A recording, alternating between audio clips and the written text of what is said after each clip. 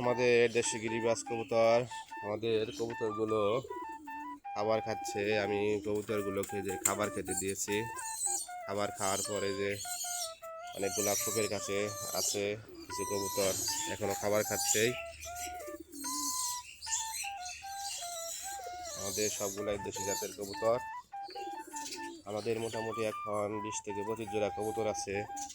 সবগুলাই দেশি জাতের কবুতর, দেশি গিরিবাজ বলে।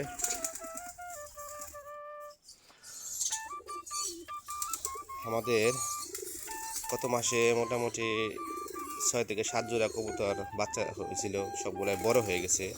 এই দেখা যাচ্ছে যে এই সাইজের কবুতরগুলো সবগুলো গত মাসের।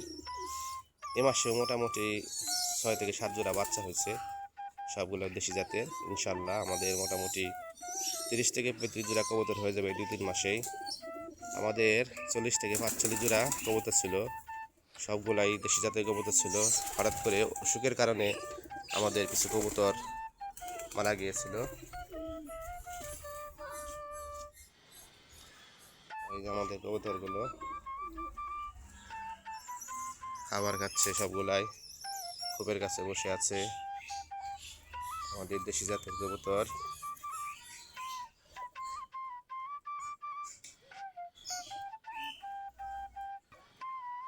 আমাদের দেশি গিরিবাজ কবুতর, এই যে কবুতরগুলো খাবার খাচ্ছে।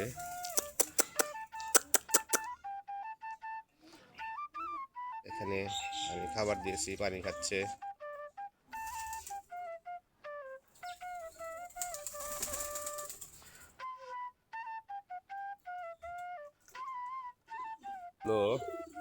খাবার খাচ্ছে। আমি কবুতরগুলোকে যে খাবার খেতে দিয়েছি, খাবার খাওয়ার পরে যে অনেকগুলা খোপের কাছে আছে কিছু কবুতর এখনো খাবার খাচ্ছেই। আমাদের সবগুলাই দেশি জাতের কবুতর।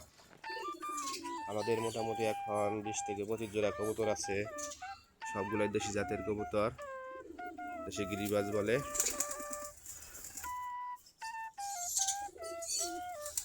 আমাদের গত মাসে মোটামুটি 6 থেকে 7 জোড়া কবুতর বাচ্চা হয়েছিল, সবগুলাই বড় হয়ে গেছে। এই দেখা যাচ্ছে যে এই সাইজের কবুতরগুলো সবগুলো গত মাসের। এ মাসেও মোটামুটি 6 থেকে 7 জোড়া বাচ্চা হয়েছে, সবগুলো দেশি জাতের। ইনশাল্লাহ আমাদের মোটামুটি 30 থেকে 35 জোড়া কবুতর হয়ে যাবে 2-3 মাসেই। আমাদের 40 থেকে 45 জোড়া কবুতর ছিল, সবগুলাই দেশি জাতের কবুতর ছিল। হঠাৎ করে অসুখের কারণে আমাদের কিছু কবুতর মারা গিয়েছিল। এই যে আমাদের কবুতরগুলো খাবার খাচ্ছে, সবগুলাই খোপের কাছে বসে।